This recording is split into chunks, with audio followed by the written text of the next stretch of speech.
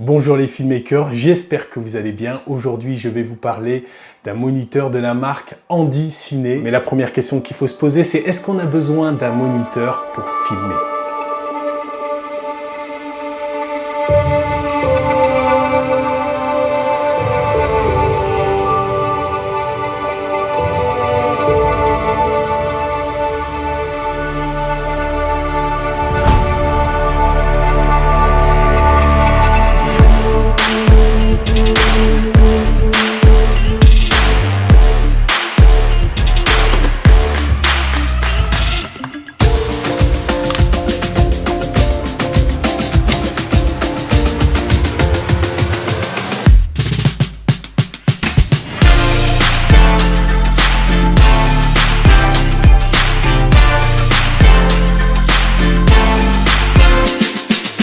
Les caméras modernes possèdent un écran pour prévisualiser nos images. Alors pourquoi se doter d'un moniteur alors qu'on peut utiliser tout simplement l'écran de la caméra?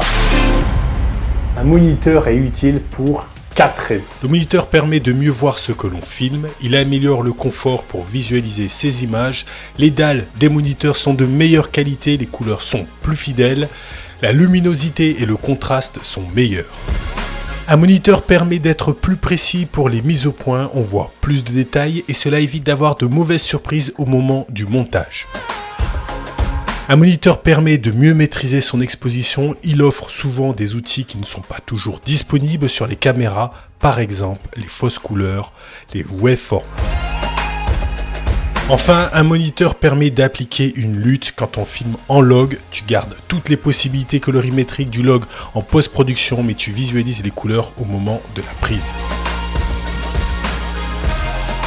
Aujourd'hui, je vais vous parler du moniteur 6 pouces d'Handy Ciné. La marque est spécialisée dans les moniteurs et dans les accessoires professionnels pour caméra. La marque m'a proposé de tester le A6 Max, c'est un moniteur début de gamme. Et pour 159 €, Handy Ciné propose un moniteur très complet qui n'a rien à envier à d'autres marques. Le moniteur accepte du 4K 30 images par seconde, la dalle 16/9 de 1920 x 1080 et IPS et tactile. Comme souvent, il y a des forces et des faiblesses. On découvre ensemble ses caractéristiques. Allez, c'est parti. Le A6 Max arrive dans une boîte en carton renforcé, la première impression est très bonne, on a l'impression d'avoir un produit premium.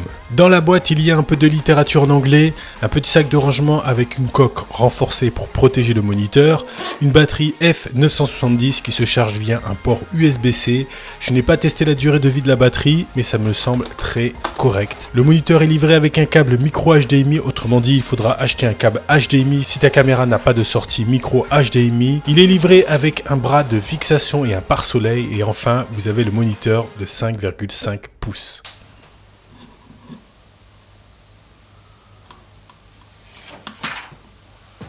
Le moniteur est léger, il pèse 223 grammes et c'est sa plus grande force. On a l'impression quand on le prend pour la première fois qu'il est complètement vide. Bon, le plastique n'est pas très qualitatif et les boutons d'extérieur ne donnent pas l'impression d'avoir un produit de qualité. Mais bon, cette première impression low cost se fait très vite oublier dès qu'on allume le moniteur. Quoique, non, pas tout à fait. Lorsqu'on allume le moniteur et qu'on découvre l'interface utilisateur, on se dit, bon, c'est un peu daté, ça fait un peu vieillot, je l'accorde, mais c'est pas ça le plus important. L'interface utilisateur est ultra rapide, ça répond assez vite et ça fait le job. Et pour moi, c'est ce qu'il y a de plus important. Je préfère une interface utilisateur très vieillotte, très simpliste, mais un système qui marche et qui marche bien et qui est très réactif. Et c'est ce qu'on lui demande. Donc pour ça, je dis super. Le deuxième point positif, c'est la qualité de la dalle, la qualité des images. On voit tout de suite qu'on est face à une dalle IPS. C'est propre, c'est net. Franchement, ça fait le job. On a une belle richesse des couleurs, du contraste, de la netteté. Ça fait clairement le job.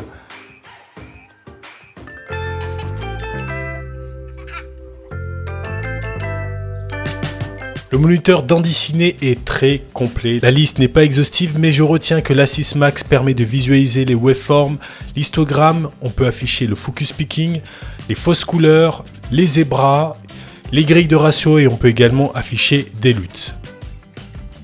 Le A6 Max offre les mêmes fonctionnalités que l'Atomos Ninja 5 pour un prix bien plus faible. Le dernier point positif, le moniteur ne chauffe pas, il ne fait pas de bruit.